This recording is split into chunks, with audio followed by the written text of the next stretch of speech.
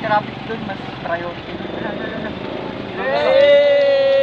Sa isang solyap mo ay nabihag ako para bang himala ang lahat ng ito. Yeah, boy. Naglakbay na naman ang tatlong ugok. Mukhang marami na naman ang mapagtritripan.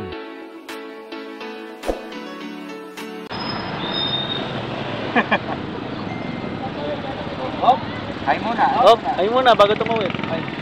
Hi daw muna sa vlog.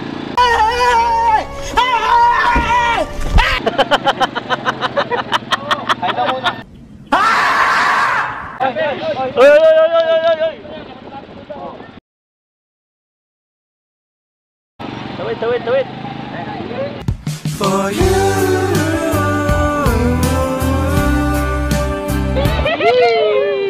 Nakakakilig, maghihiwalay din naman sila.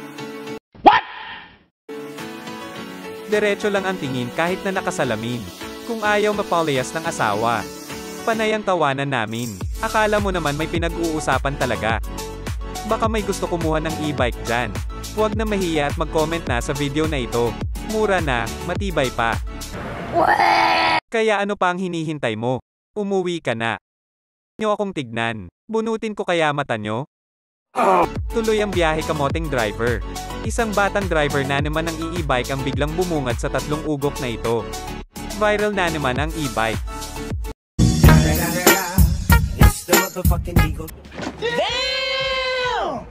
So move on na tayo. Bahala na ang magulang niya na magsaway sa kanya. Andar na uli kamoting driver. Napakainit ng panahon, halata naman sa kulay namin. Ang lupit ng e-bike na ito, tatlo ang salay sa likod. Sana all. Gayunpaman, kami ay magpapatuloy na sa pag-andar. Padaanin ninyo kami, hari ng kalsada ito. Aba at naging si Superman pa ang kamote na ito. Huwag mong subukan. Umuwi ka na. Kamote, kamote, wala na. Wala na, nahuli na. Papunta pa lang tayo sa exciting part. Ngunit hindi ko na alam kung ano pa ang pwede kong ikwento habang ikaw ay nanonood. At ito na nga, habang ako ay nag-iisip ng pwedeng sabihin kami ay may namataang kaguluhan. Yun pala ay may banggang naganap. Pareho pang mukhang bago ang sasakyan. Napakasakit naman yan. Sakto, meron na tayo na. Oh my God. Hindi pagka-break. Jeez.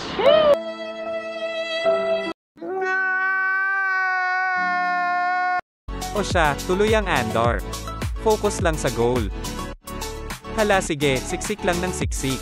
Kung saan masikip, doon dapat nakasiksik.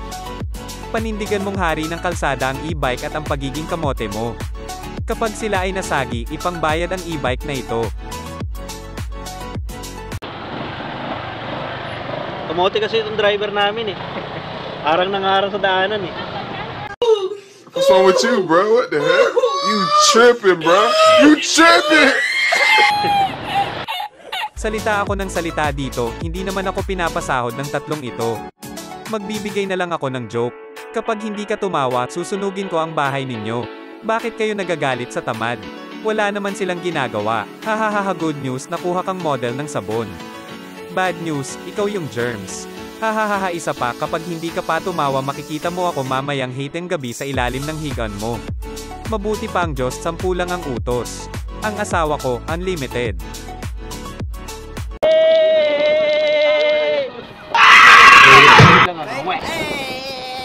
Pak, pak, plak, plank. Napakaganda ng daanan dito. Kaunti na lang at tatamba na tayo.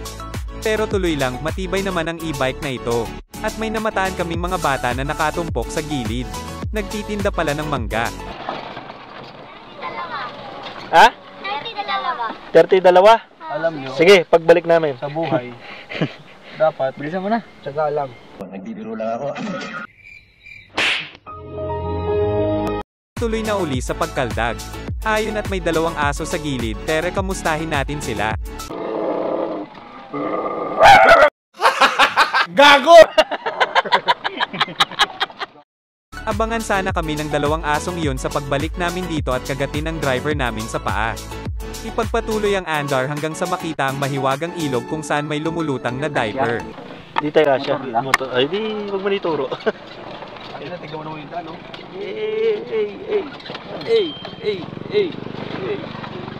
Ano, e-bike testing. Quality check. Quality check. Ganito kami mag-quality check ng e-bike sa sakay. Ang ina, hinahataw ka talaga ng hayop. Tang ina, nagbobo. Bubong puto. Gago ka. Kita mo lupa to, dudulas yung gulong pag nagpreno ka. Sos, ako yung driver ko. Kamote yung driver eh. Ikaw nga, kaso kamote. Wag! Wag! Ay! Wag!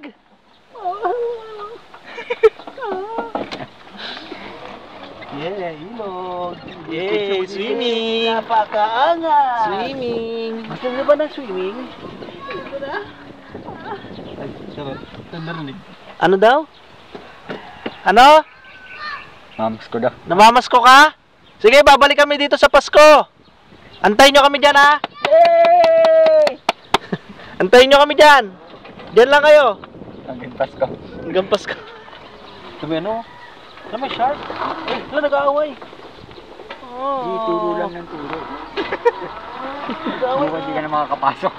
Wala na, maga. Wala yung kamay. Maga na itlog. Di itlog yun ang itlog yun ang maga. At least malaki na. Eh, itlog nga lang. Doon, no? Pag umapaw ka dito, doon kasi nadaan yung ano. Yung tao. Oo, yung tao.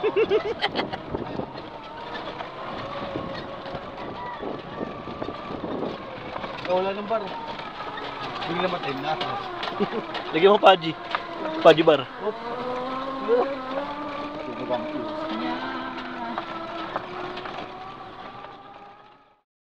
At ayun na nga, nakalabas na kami sa lihim na lagusan. Malapit na kami sa aming destinasyon. Abangan ang susunod na episode kung ano ang mga naghihintay sa amin sa kalsada pauwi. Huwag kalimutang mag-subscribe kung ayaw mong sunugin ko bahay nyo.